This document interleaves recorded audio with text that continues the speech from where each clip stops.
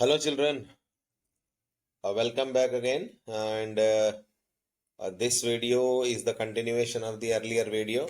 And in that video, we have made that video in such a way that some topics were covered from that chapter, that is the making of the global world.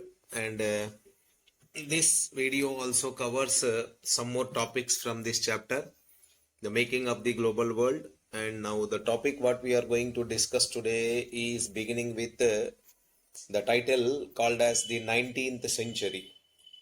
And if you can see here, the 19th century, the time period is between 1815 to 1914.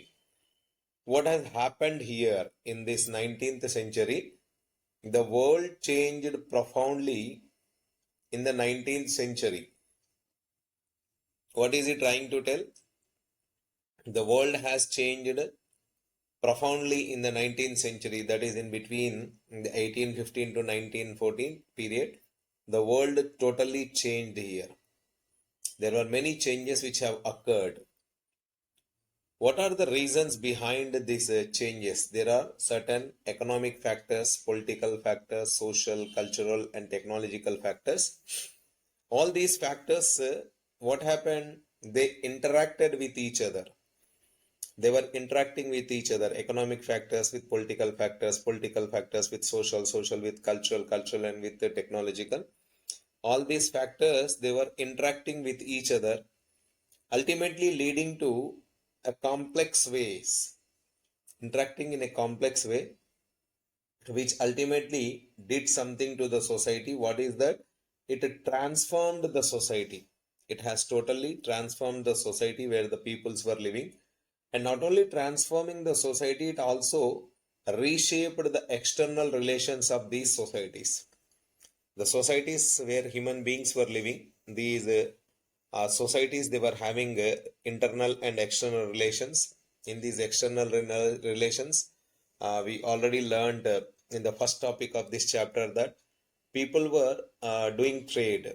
There was trade going on between the people of different regions, and those relations have completely changed now because of economical, social, political, cultural and technological factors. Now here what happened? What was the reason here? What were the reasons for these changes? What happened here? Economists identified three types of movements or flows here because of these interaction and these complex way of transformation of the society, and because of the reshaping of the external relations. The economists are able to identify three types of movements or flows here. What are these three types of flows or movements? Where they are observed? They are observed in the international economic exchanges. Wherever these trade was going on, the exchange of goods, buying and selling was going on. In terms of international, total worldwide it was going on. In terms of that international economic changes, what happened? The economists, they observed three types of movements or three types of flows they have observed, and among which the first movement was called as the flow of trade. What does this flow of trade meant for? The flow of trade is meant for or referred largely to trade in the goods. Trade, buying and selling of goods was taking place between the people and among the people who are living in the societies. And especially what type of goods were exchanged here, bought and sold. And especially here wheat was there and cloth was there. These were the two best examples which were given.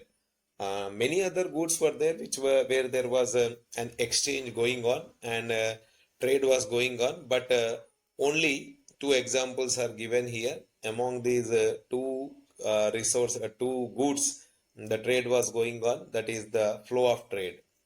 And second one, if we can observe, the flow of labor. Flow of labor, it means that labor migrated from one place to another place in search of employment. People, as they were living in their regions earlier, when they were unable to get employment, well, they were unable to get good income and good sources of living. If they are unable to get, at that time, labor used to move from one place to another place. That is, they used to migrate from one place to another place. What was called as flow of labor. Ultimately, in search of employment, the labor moved from one place to another place, ultimately called as they migrated. And the third movement of capital. Capital, in terms of capital, money. Here, money was also taken from one place to another place when goods were traded, when people were moving from one place to another place. Capital, that means money. Money was carried from one place to another place in search of investing that money into short-term investments and long-term investments.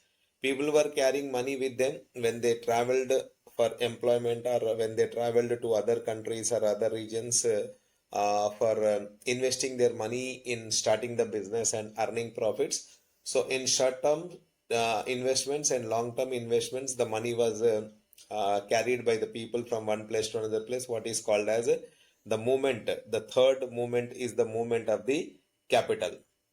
And here, all these three flows, whatever the three flows are there, that is flow of trade, flow of labor, and flow of capital. All these three trades, what happened ultimately, all these three flows, ultimately they were interwoven with each other. They are related with each other. As they were related or interwoven with each other, they were affecting the people's lives. They have shown their impact on the people's life more deeply now than ever before. They never affected in such a way till now. They were starting to show its impact very deeply on the people's lives. Earlier, this type of effect was not seen by these type of three flows. And ultimately, you see the interconnections could sometimes be broken. The interconnections were there between the people, and between the flow of trade, between the flow of capital. All these interconnections were there between each other. These interconnections sometimes be broken. How they could be broken? For example, labor migration was often more restricted than goods or capital flows. Many countries know they did not allow the free movement of labor into their countries. And just like example, Americans, they did not allow the Europeans to freely move into their country when migration was going on. As in an instance might be Americans, when they moved from America to other regions, the other country people or other country governments might be, they have restricted the flow of labor migration from that countries into their country. But might be the goods flow and capital flow was not restricted. But whenever there was a restriction seen on any kind of the flow, the other two were affected. If labor migration, that is flow of labor, was restricted, or any what I mean to say, disturbance was there in the flow, sometimes when the flow was broken in any of these three, the other two flows were also getting affected by it.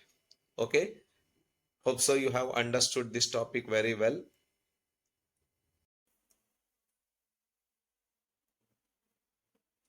A topic from here: a world economy takes shape. A new economy was taking its shape. Changes were taking place in the world economy. What were these changes? Changing pattern of food production and consumption in industrial Europe. Earlier, what was the pattern which was seen in food production and consumption in industrial Europe and European countries? That pattern started to change now. What was the pattern earlier? Traditionally, the countries liked to be self-sufficient in food. Those countries which were producing more food for their people, those countries which were self-sufficient in food production, they were considered rich countries, or they were considered the developed countries. That was the pattern earlier. Production of food and consumption of the food, that pattern was there existing. But now the changing pattern changed here. What happened to this pattern? By 19th century in Britain, self-sufficiency in food meant lower living standards and social conflicts. So these were the changes what we are discussing about here in this lesson. Earlier, the countries which were self-sufficient, they were considered rich and they were considered as developed countries. But no, the notion changed. By 19th century in Britain, the self-sufficiency in food meant lower living standard. That means if you are producing more food for your people, that means you are not producing any industrial goods. So ultimately saying that as industries and industrial goods are not produced in your country, so ultimately you are considered as poor countries or backward countries. And sometimes it was also leading to social conflict. We will discuss this topic here in this paragraph about the social conflict, how changing patterns they led to conflicts, social conflicts in the society. We will discuss here in this paragraph here. Now what happened here? What were the changes? What these changes were affecting? Population growth rate was seen here. Ultimately, during 18th century, population growth was seen. As population growth was seen, it has increased the demand for food grains in Britain. And ultimately, at the same time, urban centers were expanding, they were developing. More industries were coming into existence, ultimately leading to the demand for agricultural products. Ultimately, this demand was increasing the food grain prices. Try to understand this topic here. Population was increasing by late 18th century in Britain and in Europe. As this population was increasing, increased population increased the demand for food grains. And in the same time, urban centers were also expanding. Population was, people were coming to urban areas and getting settled there. Simultaneously, industry was also increasing, and it was giving rise to the demand for agricultural products. The demand was increasing, so the food prices were also increasing. All these changes were taking place here, what we understand. And what was the conflict here? We understood, no? We learned here, there was social conflict here because of these changes. What was the conflict here? When population growth was there, when urban areas were expanding, when industries were expanding, agricultural products demand was increasing, there was a group called as landed group in Europe and in England. These landed group people were called as agriculturists, those who were doing farming, those who are producing the food grains. These people thought we can take the chance of all these conditions existing as increasing population, increasing demand, increase in the prices. We can produce more food grains and we can sell them and we can earn more profits. They thought that we can earn more profits. But earning more profits is a barrier for them. What was that? What was happening here? Import of corn. During that time, that is during 18th century, corn was imported from other countries into Europe and into England. When corn was to be imported, what was happening? The corn which was imported, which was very cheaper when compared to the corn which is produced actually in England and actually in Europe. So these landed groups were feeling that their profits might be gone. So what did they do? They pressurized the government. They requested or pressurized the government to restrict the import of corn. See, this is the social conflict what was there because of these changes. So the landed groups, they restricted or they asked the government to bring some restrictions onto the corn, so that if import of the corn has been stopped, then the local corn will get demand, and ultimately at whatever prices the corn is available in local areas, so they can earn more profits by that time. So government implemented certain rules, certain laws it brought into existence, and these laws were commonly known as corn laws, restricting the import of corn. Government implemented these laws called as corn laws, restricting the import of the corn from other countries. And as soon as the corn laws were implemented, these laws implemented made the import of the corn not possible now here, as import of corn was not seen. Local corn was only available for the people. Ultimately, local corn was very costly as prices were very high. So here one more group was there. Because of the increasing high food prices, as imports were stopped, local food was available, so local food was very costly, and local food grains cost increased the prices of food. And ultimately one group called as industrialists and urban dwellers. Here urban people, urban centers expanded, and here industries grew. So these industrialists and these urban dwellers, they were unhappy with the increase of prices. They forced the government now to abolish the corn laws. And under the pressure from these two groups, that is industrialists and urban dwellers, government abolished the corn laws. Once the corn laws were scrapped, that means they stopped, import of corn started again in England and in Europe. Now import began into Britain. Ultimately, as this corn was coming to England and Britain and Europe, which is now very cheap when compared with which is produced within the countries. That is, the corn which was produced in Europe and in Britain is somewhat costly when compared with the corn which was imported from other countries. So ultimately what has happened here, British agriculture was unable to compete with the imports. As imports were very cheap, the corn which was imported, which was very cheap, so the British agriculturists, British farmers, they were unable to compete with these cheaper prices. So what they did, surely they will migrate. Why? Because they are unable to sustain there. They are unable to get good profits for their products. So ultimately, they left the lands. See here, vast areas of land was now left uncultivated, and thousands of men and women thrown out of the work, and they flocked to the cities and migrated overseas. So as agriculturists, they were unable to face the competition of cheap corn which was imported from other countries, and vast areas now were left uncultivated. People were not doing cultivation. They left the lands and they stopped doing cultivation. Ultimately, thousands of men and women were thrown out of the work. And as these people, they were without work, what did they do? They flocked to the cities and migrated to overseas. Many people know they migrated to cities and towns where they were went to that place in search of getting some other jobs or some other sources of income. Many might be have migrated to other countries. They have crossed their countries. They have left their countries and went to other countries in search of their life.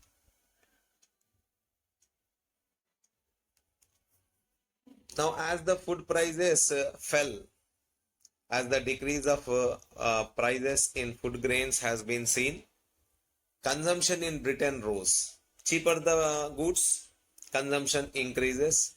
From mid 19th century, faster industrial growth in Britain also led to higher incomes and therefore more food imports. Ultimately, because of the imports, what happened? The prices of the food grains, they fell. Consumption increased in Britain, and in the mid 19th century, industrial growth was also very fast. When industries were coming into existence, more and more people were getting jobs. They were getting good income, so their income was also very high, ultimately making the people to go for more consumption where demand was more, and ultimately the food imports started to increase.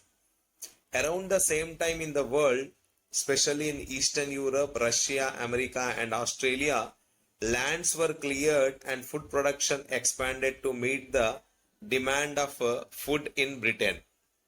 See here, around this same time, that is during the 18th and 19th century, when the demand for food grains was increasing, people's income were increasing, industrialization was taking place, consumption started to increase.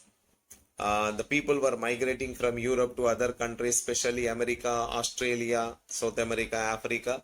When they were migrating from that place, so ultimately what happened in Eastern Europe, in Russia, in America and in Australia, when the people migrated from that regions, they went there and they have cleared huge amount of lands there in Australia, America, Russia. What did they do after clearing this land? They cleared the land for food production. As you all know that there was a demand for food production here, in especially in England and in Europe, there was a lot of demand for food production. So to produce more and more food for these people, what happened? The people who migrated from Europe, who settled in America and Russia and Australia, they now started to clear the lands and they started to do agriculture, ultimately to produce more food for the needs of the people in Britain and in Europe.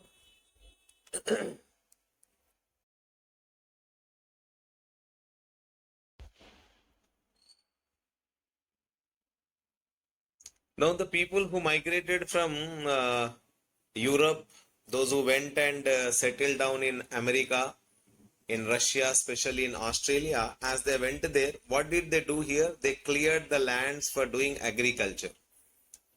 They started to produce more and more crops.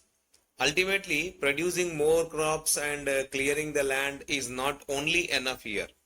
What you should know here, the crops which are produced in the interior regions of the countries or the continents, they have to be connected to the ports, especially the seaports and harbors, where from it can be carried to the regions of Europe and England. So they should be carried. That means these food grains should be carried to the seaports and harbors. So what did they do? Especially simply clearing the lands and doing agriculture was not enough. Now the important thing should be done here is railways were needed to link the agricultural regions with the ports. More and more regions should be connected here. If you see, a country is there like this, if this region is used for doing agriculture and there are ports here in this region, so these agricultural lands should be connected by a means or source of transport. And this source of transport ultimately is the only source of transport which was very easy was railways. So railways were to be built here, now needed to link the agricultural regions with the ports. So ultimately what happened? Railways started to be built there, and next was new harbors were built and old ones expanded and repaired to ship the new cargoes. Agricultural goods were produced here in these cleared lands for agriculture. Railways now started to be built down, and these railways were carrying all these food grains to the seaports.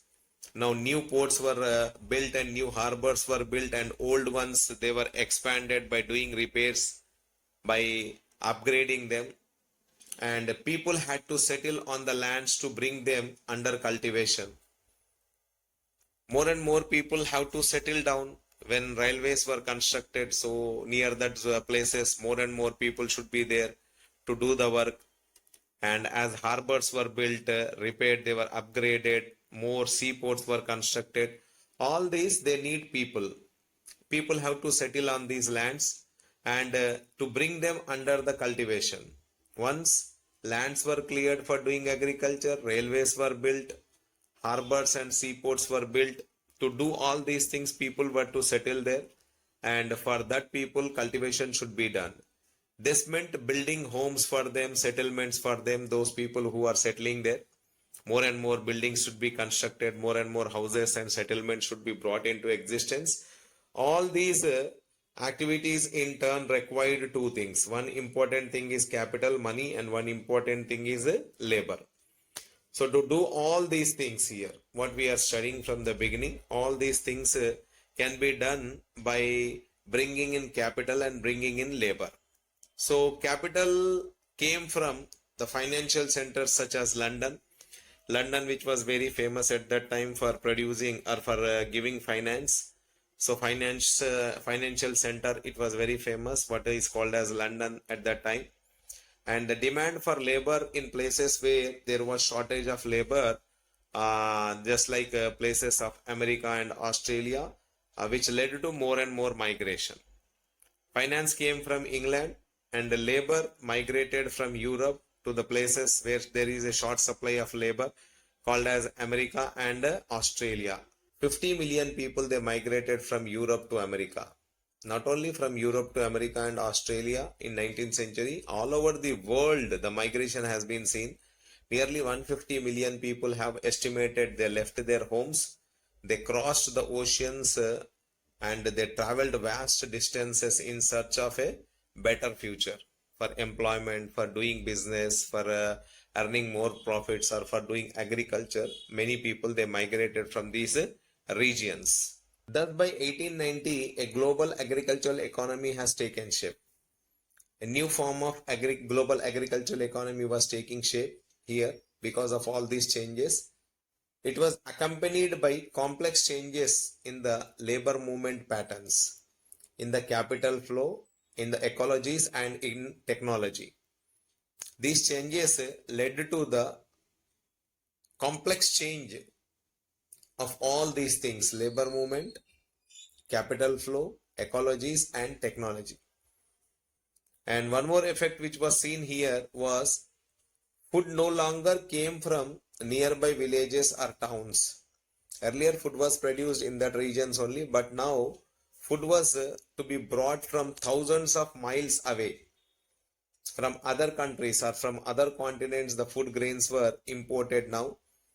Ultimately, which was not grown by peasant there living, but the peasant who is living in other regions.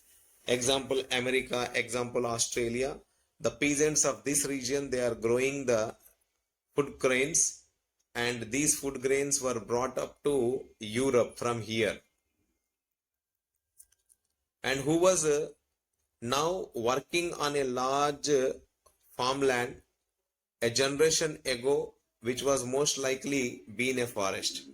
The people who migrated from Europe and came and settled down here in Australia, Russia, America, these people might be very new to that regions. They have arrived recently, but earlier, 1 decade ago, might be it was a forest at that time. It was transported by railways built for that very purpose, and the ships which were increasingly manned in these decades by low paid workers from southern Europe, Asia, Africa, and Caribbean. These regions where railways were developing, where harbors were developing, where new seaports were constructed, where settlements were constructed, more and more houses were constructed. In these places, as railways were built for the purpose of transporting the goods, ships were built for the purpose of transporting or exporting the goods, and simultaneously, the people who were living in these regions for their purpose, houses were built, called new and new settlements were built. These were people who are working in these regions were the people who were working for very cheap labor. Less amount of salaries were given to them. These people were living here who came from southern Europe, who came from Africa, who came from Asia, and who came from Caribbean region. These people, they came and settled here. Some dramatic changes have started to take place in the western Punjab region of India. As British government was controlling India at that time, so they implemented certain rules and regulations, certain plans by building up irrigation canals to transform the semi-desert regions in the western Punjab, which was a desert region, arid region, to convert those regions into fertile agricultural lands and to produce more and more food crops and industrial raw material. As more and more canals were built in Punjab region, western Punjab region, these regions were called as canal colonies. As canals were constructed there, and these colonies, they got developed by getting the name as canal colonies. More and more people, they came and settled here. More peasants, they came from other parts of the Punjab, they settled here in this region, and these colonies were called as canal colonies. Of course, we have been studying for one product only, that is the food, but there are similar stories which can be understood by taking examples of other products like cotton, which was also expanded. Cotton production was also expanded to meet the demands of the British textile mills. We have seen till now only about food grains, but now cotton also can be taken as best example to fulfill the needs of the British textile mills. Simultaneously, rubber was also produced here. During the period between 1820 to 1915, world trade is estimated to have multiplied 25 to 40 times because of all these changes which were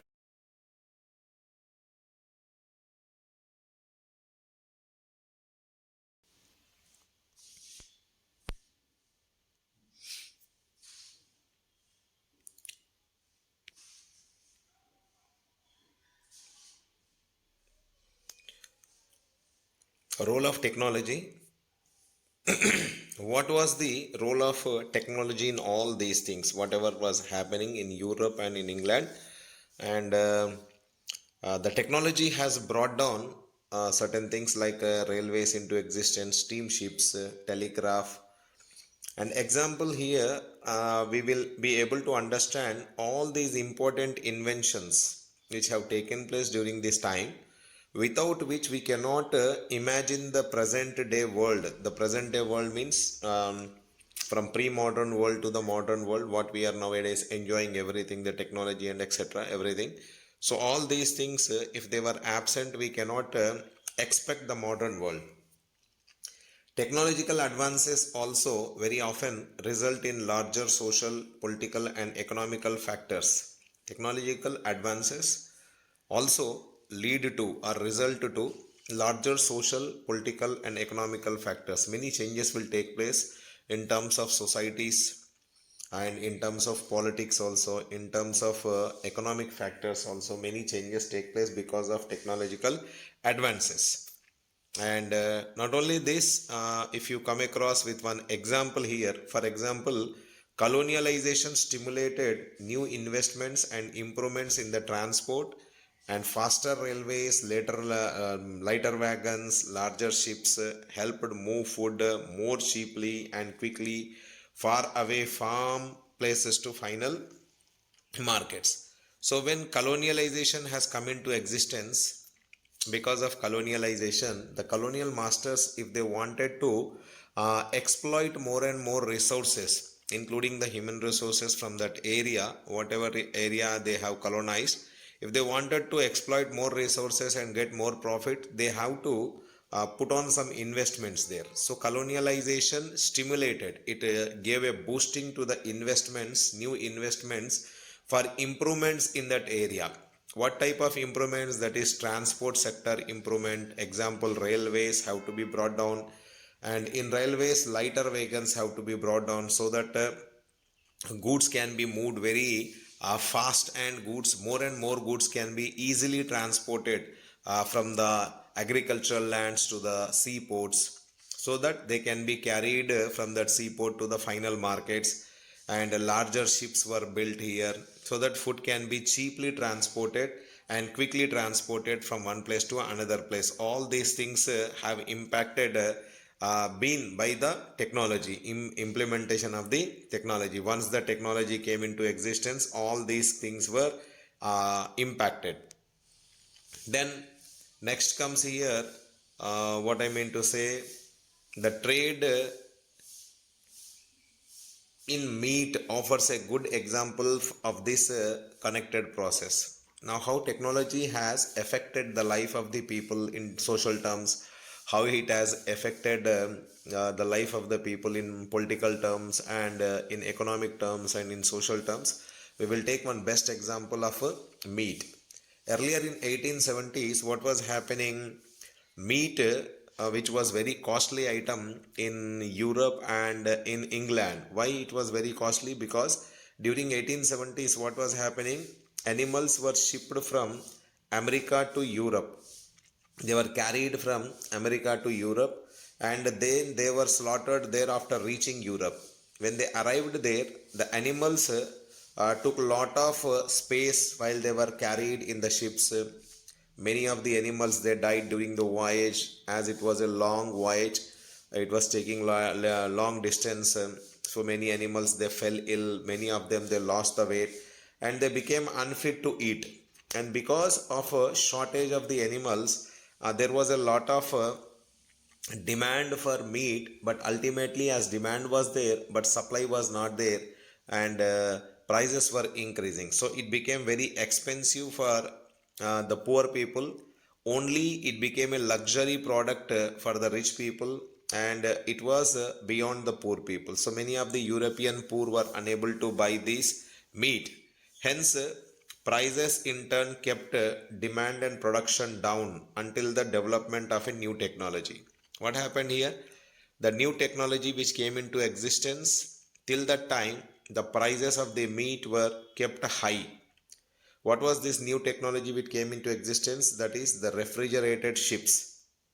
The ships you have in your houses, sorry, the refrigerators which you have in your houses, no, in that refrigerator there will be one box in the upper side, that is the freezer, in which if you keep any product, any perishable product, it will be there protected for 3 to 4 days or 5 6 days, it will be there. So in the similar way, refrigerated ships have come into existence, and these refrigerated ships enabled the transport of perishable food for long distances. It was not getting spoiled now if they were keeping all these perishable products in these refrigerated ships. It can be easily carried for long distances so that it can be stored in that refrigerated fish. What was happening here? Now animals were slaughtered at the beginning point only. Animals were slaughtered at the starting point.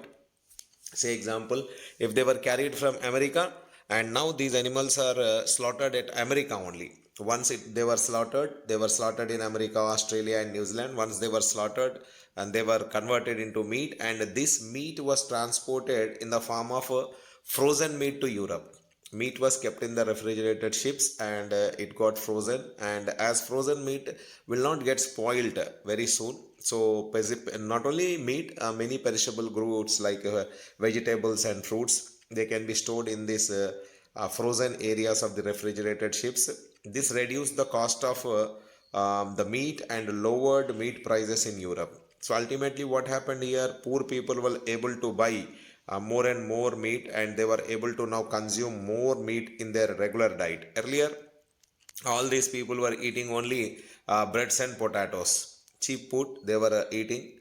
They were eating only bread and potato in their diet, regular diet. Now they are able to consume more meat in their regular diet, as the prices of the meat has decreased. Not only meat they were consuming, now they were able to consume butter and eggs in their diet. And as meat they were consuming, their conditions became better, their living conditions became better. So they were now having good income as the industries came into existence, jobs were coming into existence, people were having enough food here, taking good diet. So ultimately living conditions became good, and there was social peace in the society. And ultimately this supported imperialism abroad. Many European countries now, the people, as they were living happily, they were living peacefully, they got an idea of exploiting more and more resources by conquering other regions. And what this led to colonialism. So ultimately when they started colonialization or colonizing the various nations of Africa and Asia, this led to colonialism. Here colonialism also have been showing its negative impact here. Trade flourished, markets expanded by late 19th century. And this was not only a period of expanding trade but also increasing prosperity.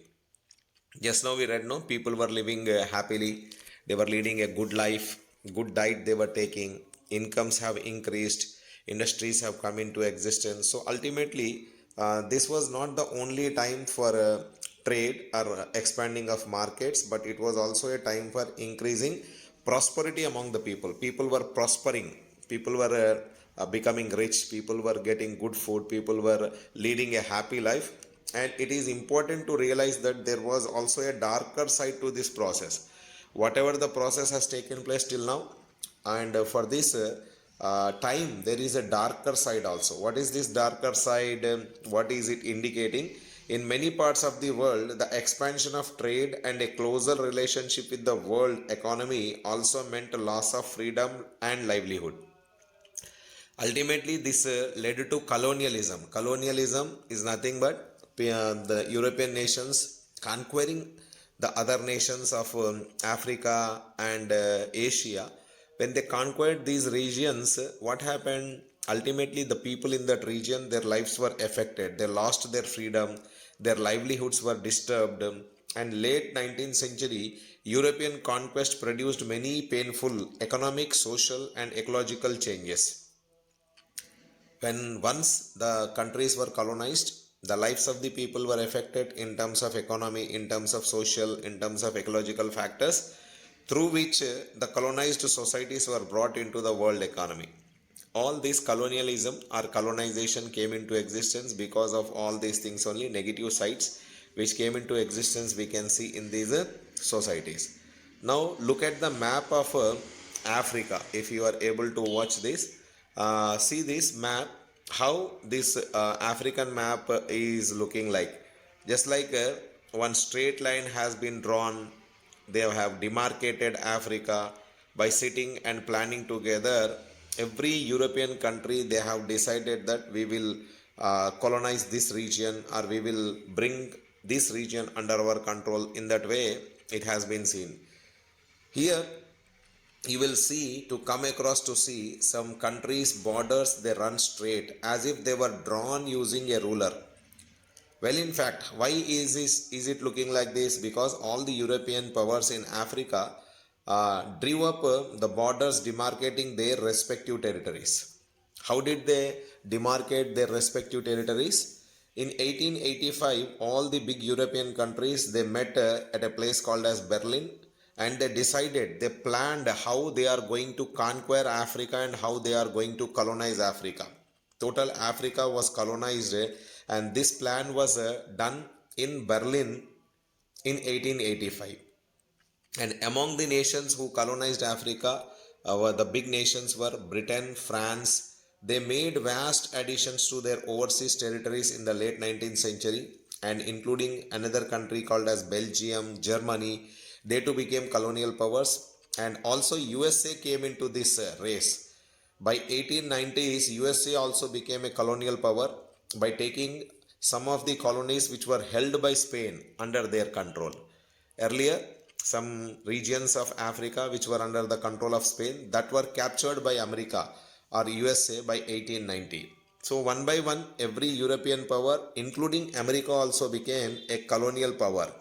And one example of the destructive impact of colonialism on the economy and livelihood of the colonized people, you can come across to see one best example here, how they colonized the regions and how they impacted the life of the people. One best example we will come across to see, the rinderpest, the cattle plague disease. How when they colonized European countries and America, how they colonized Africa, when they colonized Africa, and how they impacted the life of the people. So one example is rinderpest disease, the cattle plague. What is this? In Africa in 1890s, a fast spreading disease of cattle plague, which is called as rinderpest, had a terrifying impact on the people's livelihood and the local economy. When they tried to colonize Africa, they did not colonize Africa by using arms and ammunition. They also used one more weapon like called as the disease of rinderpest or cattle plague. They used this disease. What did they do? This is a good example of the widespread European imperial impact on colonial society. How did it show its impact? Let's see. In the era of conquest, even disease affecting cattle reshaped the lives and fortunes of the thousands of the people. How the lives were affected in Africa, the people how they were got affected. So this rinderpest, it has affected the life of the people of Africa. We will come to understand here. Historically, Africa had abundant land. So we have to understand by reading this. If we understand this topic, we will come across to know how rinderpest disease affected the life of the people in Africa. Historically, Africa is known for having abundant land and relatively very small population. In Africa, land was heavy. Huge amounts of land was there where agriculture was done. Huge amount of food grains were produced. And as population was very less, so demand was also very less. So people were having enough food. For centuries, land and livelihood stock sustained African livelihoods, and people rarely worked for wages. People never went out to do work for wages. They had enough. They were doing their agriculture, they were growing their crops, having enough food grains, and they were having enough cattle, cow, sheep, buffalo. They were getting dairy products, they were getting meat and chicken products, and everything, every need as they had was fulfilled by their land and by their livelihood, by their livestock. But in late 19th century, what happened here?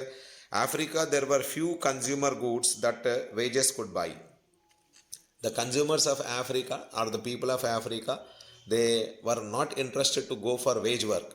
Only few things they have to buy which were not available in their agricultural fields, or which were not produced by them, or where the cattle was not providing them. So ultimately there were only few goods which they could buy by doing wage, by working for salary or working for a wage.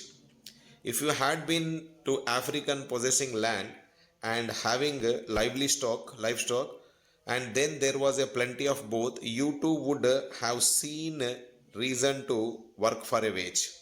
Now, if you are sent to the Africa, if you are having enough land and if you are having enough livestock, then you also were not interested to go and do the work for wage in a similar way. So how did they affect here? That is, the colonial masters, how did they show their impact here? In late 19th century, all the Europeans thought that this is a problem for us. If these people are having enough food and if they are not willing to work for wages, then how could they come out to work in our lands and in our in our mines for extracting minerals. Europeans came to Africa hoping that they will establish plantations, they will start mines, and they will produce crops and minerals, and which can be exported easily to Europe. But there was an unexpected problem for them. Why? People were not willing to come and work in their plantation. People were not willing to come in their mines, and because of which what happened, shortage of labor was seen. As there was shortage of labor, nobody was willing to come. So Europeans felt that there should be a plan implemented to make these Africans to come and work in their plantations and in their mines. So what happened? They implemented certain methods. What did they do? They recruit brokers to retain labor. So Europeans, what did they do? They recruited, or they implement. Sorry, what did the Europeans do? They Europeans, as they were employers, they used certain methods to recruit or retain labor.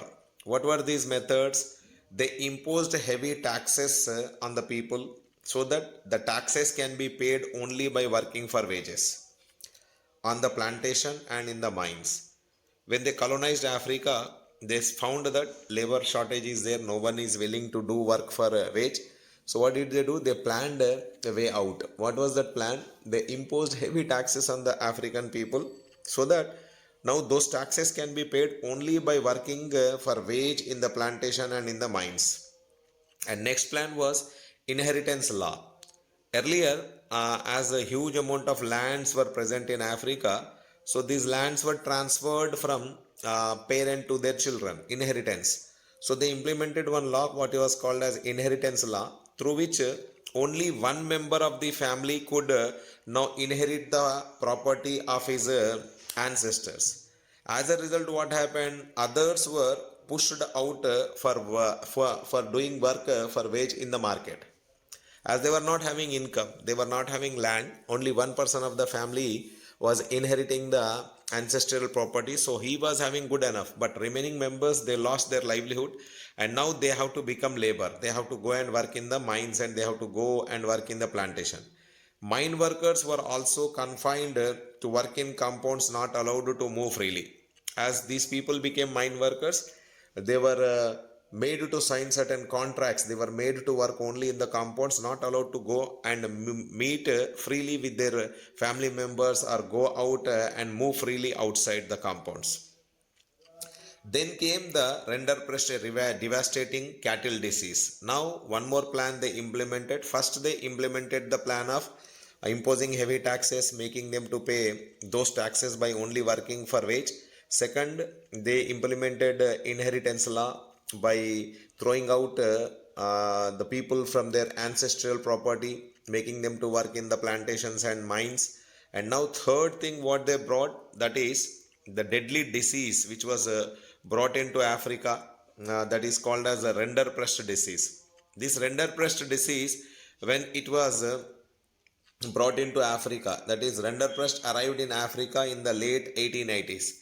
It was carried by infected cattle imported from British Asia to feed the Italian soldiers invading Etria in East Africa. When some of the soldiers from European countries, when they were going for attacking some regions, Eastern African regions, this cattle, which was infected cattle, which was infected by a disease called as rinderpest, and this cattle meat was fed to the Italian soldiers when they entered into East Africa. Entering Africa in the east, rinderpest moved west like forest fire. Once it was reaching eastern Africa, from there this disease spread to lot of cattle. It was carried into Africa in the eastern regions of Africa in the early days. Then later it was carried to western side very fast like a forest fire. Then it reached the Atlantic coast by 1892. Then it reached the southern tip of Africa, that is Cape. Within 5 years, what happened? Rinderpest killed 90% of the cattle in Africa. See one by one how these colonial masters, they implemented the plan to make the Africans to come out and work for the wage. Now this rinderpest has killed the cattle of Africa. 90% of the cattle was gone. People unable to pay the taxes. People were thrown out of their ancestral property. Now they lost their cattle, and through which now they became laborers here. How did they use these plans? Sorry. Now once again, the loss of the cattle destroyed African livelihood. Now taxes were heavy, unable to pay, properties were gone. Loss of cattle also made the African livelihoods very problematic. Planters, mine owners, and colonial governments now successfully monopolized what scarce cattle resource remained to strengthen their power and force Africans into labor market. Now, as cattle was very less here, scarce cattle was available, taxes were heavy, property was gone. Now African people were made pressurized to work as a labor in the market. Control. Indentured labor migration from India. Indentured labor migration from India also illustrates the two sides of nature of the 19th century world. What we will understand here is about indentured labor. First of all, who are these indentured labor? Indentured labor are nothing but a bonded labor under a contract to work for an employer for a specific amount of time. A labor will be made to work in the fields or in the plantations or in the mines of an employer for a specific period of time, say example 5 years, and for which he will be given a pay of passage to his new country or home. The laborer who have signed this contract, who have accepted to work with the employer for a period of 5 years, for which they will be given some pay, certain amount of payoff, where from by using that payoff he can return back to meet his family members or go back to his motherland. But indentured labor migration also having certain negative effects. It was the two-sided nature. What was happening here? If you come across to see that there was faster economic growth in some areas and there was great misery in some areas. Certain amount of regions which were attaining fast economic growth, development was seen, but certain people who were just suffering with misery, poverty, indebtedness, higher income for some people and poverty for others. Some people, they were enjoying all luxuries, they were enjoying all types of luxuries by earning more and more profits. Some people were driven into poverty. In some areas technological advances were seen, certain areas remained backward, and there was coercion in others, suppression of the people. People were losing their freedom, some were enjoying freedom, some were just losing their freedom here. Then in the 19th century, hundreds of thousands of Indians and Chinese laborers, after signing this contract as indentured labor, they went to work on plantations and in the mines.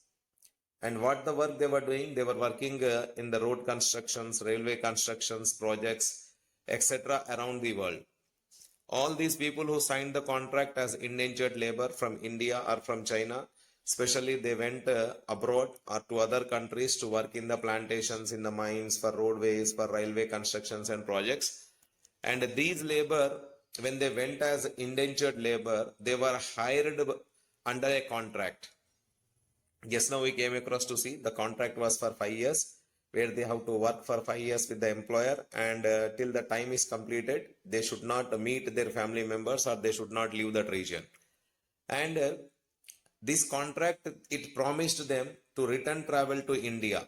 The labor who went from India, they were indentured labor from India, who were hired under a contract, and they were asked to work for a period of 5 years, and in return they were given a travel ticket for India after they had worked for 5 years with the employer.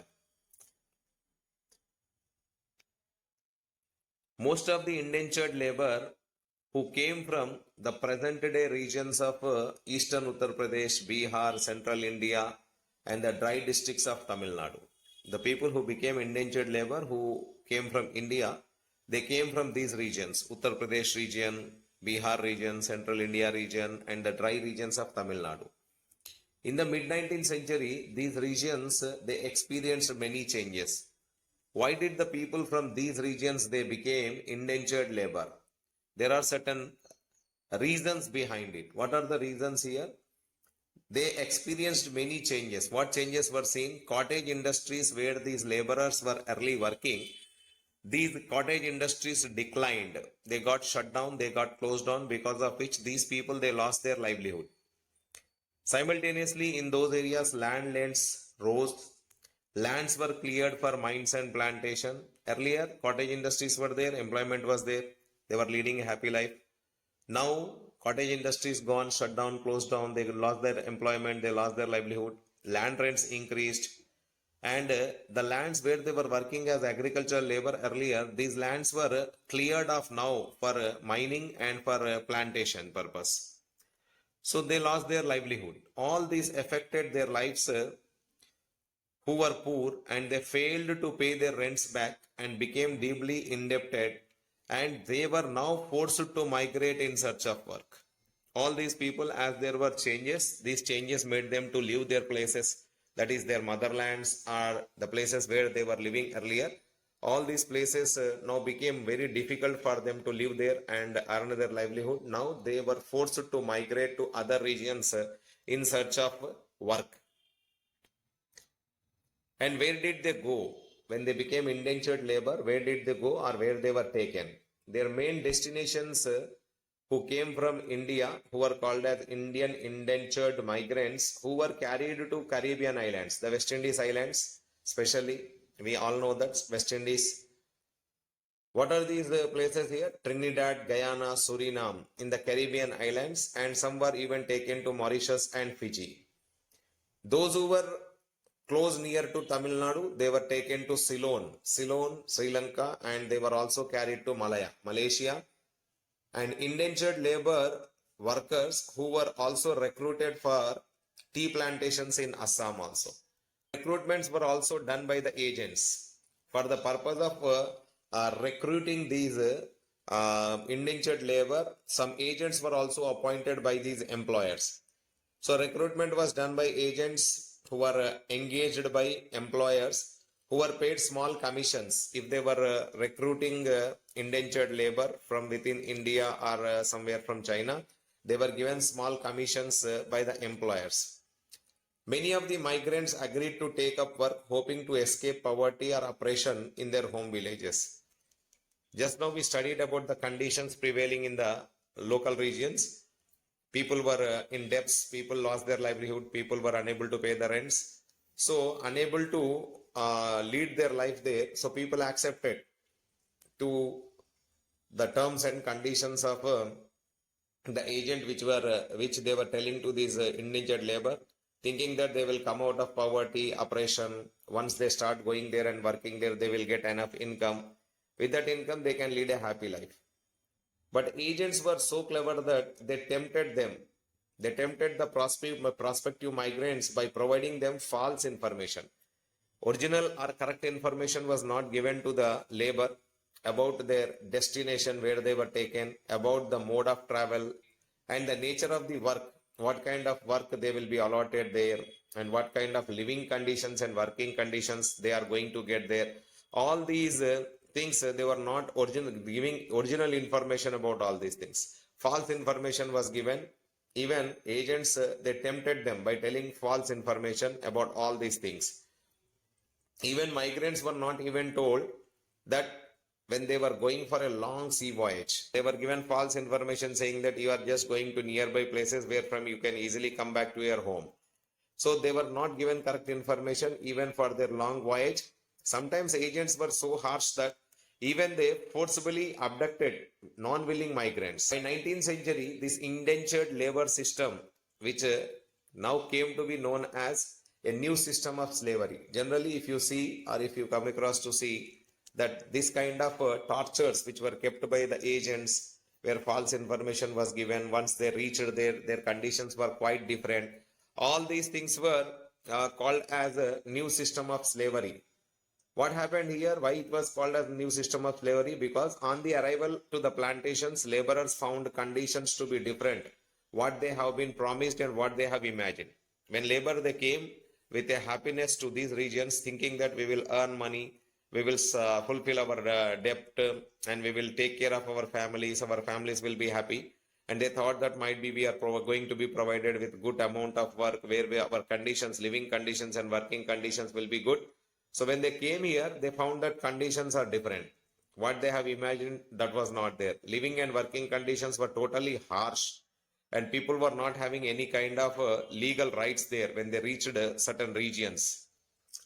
The workers, when they reached those regions, when they were not happy with the conditions, they discovered certain ways of escaping or surviving from that regions. What did they do? They escaped from that regions through the wild, that is into the forest. And many of them, when they were caught, they were also given severe punishment. And many of them, they developed other new forms of collective self-expression. What they did, they joined with the people who are living there, the local people. They mingled with their culture and their cultural forms, either it is old culture or new culture. For example, in Trinidad, a procession will be taken during the Muharram festival, that is called as Hosei, for the purpose of Imam Hussein, in which all the workers of all races of the religion join, showing their expression, showing their protest here during this procession which was taken during the time of Muharram. And in a similar way, they also joined the protest religion of Rastafarianism, especially famous by Jamaican reggae singer star Bob Marley. And many of them also joined into as a social and cultural groups with Indian migrants in Caribbean islands. And one more way of expressing their problems is chutney music, popularly known in Trinidad and Guyana, which is another creative contemporary expression of a post-indentured labor experience. What most of the indentured workers, when they traveled to these regions, they did not come back. Many of them, they stayed there only even after their contract has ended. Some of them, they returned back to their homes, but after a small spell or short spell in India, they returned back to their original lands. Consequently, the large communities of the people in Indian descent in these countries. Many Indian indentured labor who went to West Indies islands, that is the Caribbean islands, many of them they did not return back after their contracts were also over. Even when they returned back, they within a short spell they again went back to those regions. Consequently, the large community people who settled there of Indian descent, they are still living there. For example, V.S. Naipul, some of them you might have followed the exploit of West Indies cricketers Shivnarayan Chandrapal and Ramesh Ramnaresh Sarwan. Not only V.S. Naipul, who was of Indian descent, many of them are there still who are living in West Indies or the Caribbean islands. You come across to see the West Indies cricket player by name Shivnarayan Chandrapal, Ramnaresh Sarwan. All these people are of Indian descent only. Where their ancestors, they went there. Many of them, they did not return back after even the contract was over. They settled there and they became the natives of that region only. If you have wondered why their names sound vaguely Indian, the answer is that their descendants are from India who went as Indian indentured labor as migrants from India. So they are now the local people of that region. From 1900s, India's nationalist leaders also started opposing the system of indentured labor and migration as an abusive and cruel. Very harsh conditions were there faced by the people. All these people were facing many problems, and these abusive, cruel conditions and all types of problems. Even these were shown in the books of Naipaul's early novels, when he tried to capture the sense of loss and alienation, how people they lost their freedom, how people they felt them as alienated by moving away from their regions or motherlands. Indian entrepreneurs abroad. Growing food and other crops for the world market required capital. What did you understand here? Everywhere development was seen, everywhere growth was seen. So during this time, growing food and other crops for the world market required capital. Capital, money. They need huge amounts of capital here. Many of the people who were having plantations, who were very rich, they could borrow it from banks and they could get their money from the markets. But what about the humble peasants who were giving money to the peasants, the laborers who were living in these regions, who are providing them money to do all these things? During these times only enters the Indian bankers, famous people who are now called as the Shikarpuri Shroffs, the Natukottai Chettiars. They were amongst the many groups of bankers and traders who financed exporting agriculture in the Central and Southeast Asia. When these people they went there, they became the financiers. They financed the money for exporting agriculture in Central Asia, in Southeast Asia, using either their own funds. If they have their own money, they were giving their own money, or either they, as they were very rich and having full amounts of money, when they provided that money by their own, sometimes they borrowed from the European banks. Indian traders, money lenders, they followed the European colonizers into Africa. All the Indian traders or money lenders, or whoever the financiers are there, they just followed the European colonizers. When they went to Africa, they too reached Africa. Among which who were very famous, Hyderabadi Sindhi traders, however, ventured beyond the European colonies also. The Hyderabadi Sindhis, who were traders, who were very rich people, they ventured the land beyond the European colonies. They even reached far distances. From 1860s, they were establishing flourishing emporia in busy ports and worldwide. Indian trade, colonialism and global system. Historically, if we come across to see, fine cotton produced in India was exported to Europe earlier. And because of industrialization in Europe during this time, British cotton manufacturers, they began to expand. Earlier, before industrialization, huge amounts of fine cotton was exported to Europe.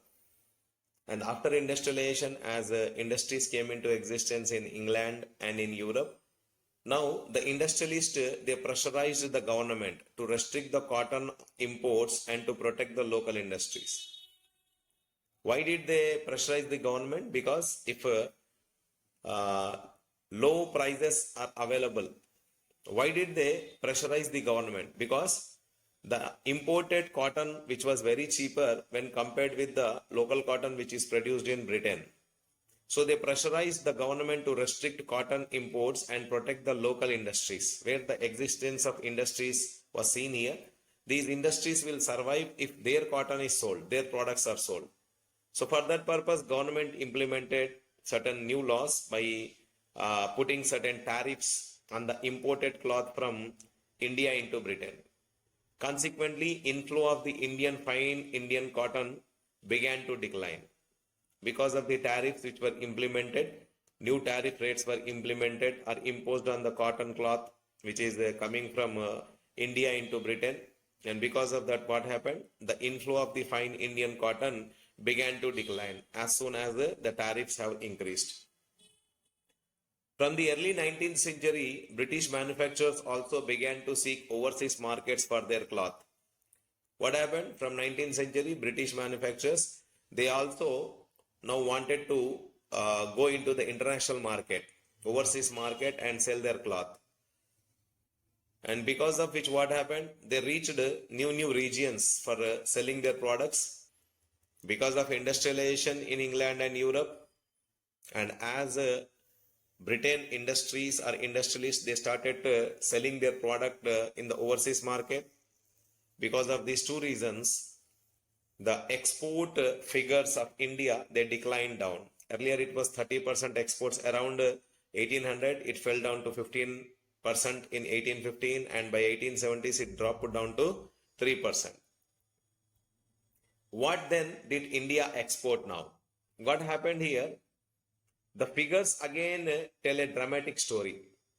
While export of manufactures declined rapidly, but export of raw material increased equally fast. Earlier, India was selling manufactured goods, exporting manufactured goods.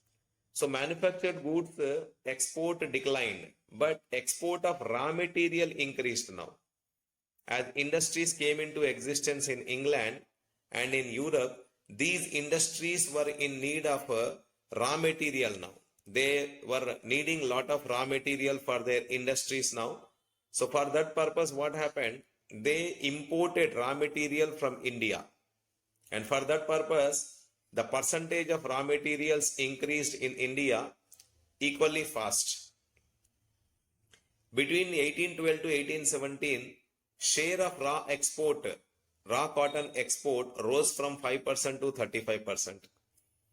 Not only this cotton was the only product which was exported from India, even indigo as a raw material for dyeing the cloth was an important export item which was taken from India into European countries and into England, was also having a lot of demand in the market. Not only indigo and cotton are raw material for the industries was having a lot of demand, but you come across to see one item, what is called as opium. Opium shipments were going to China rapidly during 1820s, which became a huge amount of export to China from India. And Britain grew opium in India and exported it into China. With that opium, the money what they have earned with that opium, the earned money was used for financing the imports of tea and other products from China. Over the 19th century, British manufacturers flooded the Indian market. What happened here? 19th century, British manufacturers flooded the Indian market. Food grain and raw material exports from India to Britain and the rest of the world increased. British manufacturers, they flooded into Indian market. Why? Because more industries came into existence. Their industries were now in need of food grain and raw material, which was now exported from India to Britain, and the rest of the world also increased.